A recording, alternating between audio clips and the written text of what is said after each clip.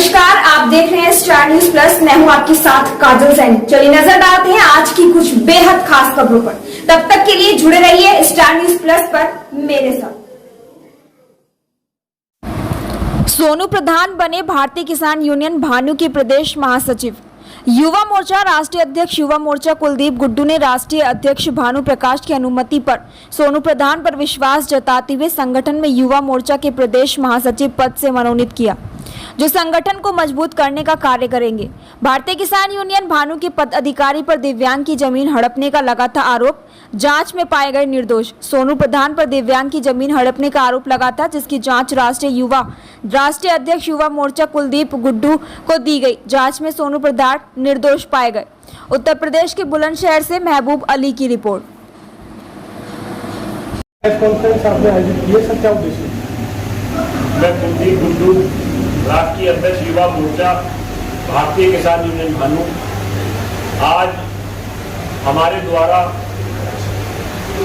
एक अखबार में खबर पढ़ी गई थी, जिसमें आरोप लगे थे कि भारतीय किसान यूनियन भानु के लोग किसी विकलांग की जमीन पर अवैध कब्जा कर रहे हैं, जिसका संज्ञान लेते हुए राष्ट्रीय अध्यक्ष श्री भानु प्रताप सिंह जी ने तत्काल प्रभाव से कार्रवाई करते हुए सोनू प्रधान जटवा, युवा जिलाध्यक्ष बुलंदशहर अंकुर शर्मा डरोरा, दोनों को संगठन से बाहर कर दिया था।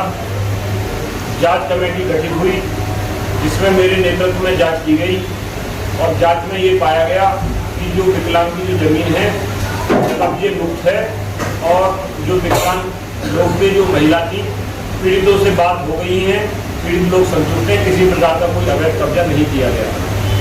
आज राष्ट्रीय अध्यक्ष श्री भानु प्रताप सिंह के कहने पर सोनू प्रधान जटवा को जी आपको भारतीय किसान यूनियन भानु में युवा मोर्चा में राष्ट्रीय अध्यक्ष का पद दिया है, क्या वजह रही?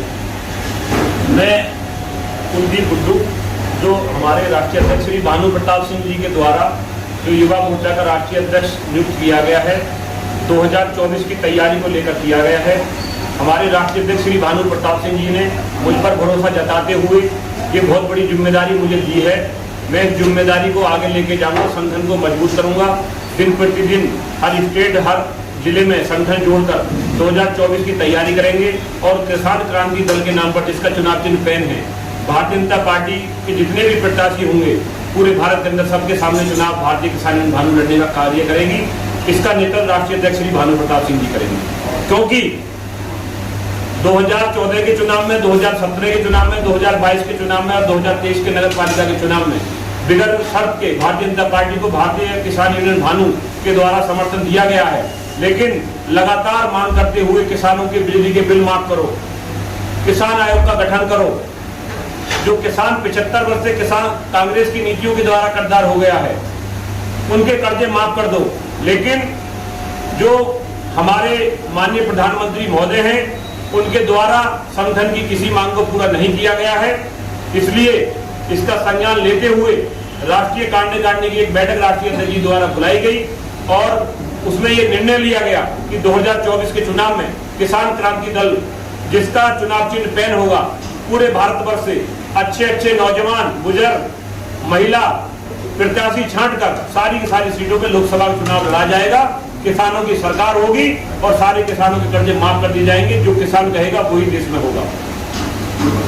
किसान परिवारों के जो बच्चे हैं, नौजवान हैं, उनकी नौकरी के लिए संगठन क्या करेंगे? देखिए, जो भारतीय जनता पार्टी की सरकार है, इन्होंने किसान को भारी नुकसान पहुंचाने का कार्य किया है, क्योंकि किसानों के बच्चों को अग्निवीर बना दिया जो कि सेना में भर्ती होते थे। ये सबसे बड़ी इसकी त्रुटि किसान झेल रहे हैं, क्योंकि सेना में जो भी बच्चे हैं वो किसानों के बच्चे हैं। तो भारतीय जनता पार्टी की सरकार ने सबसे बड़ा नुकसान अग्निवीर बनाकर किसानों को पहुंचाने का काम किया है। जैसा कि आप देख रहे हो, माननीय मुख्यमंत्री श्री योगी आदित्यनाथ जी के द्वारा सार्वजनिक मंच से कई बार ये घोषणा की गई है कि किसानों के ट्यूबवेलों के